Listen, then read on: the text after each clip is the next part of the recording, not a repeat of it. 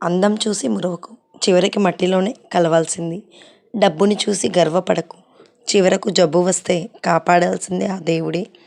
తోటివారిని అవమానించకు, సమయం నీది కానప్పుడు వారి కాలి గోటికి కూడా నువ్వు సరిపోవు.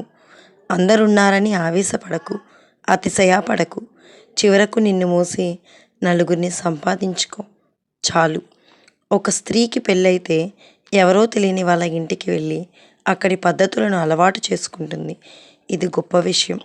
కానీ అదే ఒక మగవాడికి మాత్రం పెళ్ళైతే ఎవరో తెలియని ఒక స్త్రీకి తన ఇంటి బాధ్యతను అప్పగిస్తాడు.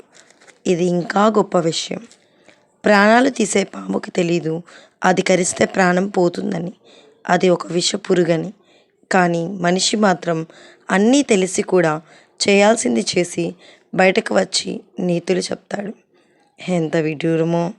సముద్రంలో ముత్యాలు వజ్రాలు ఉన్నాయని అది ఎప్పటికీ చెప్పదు.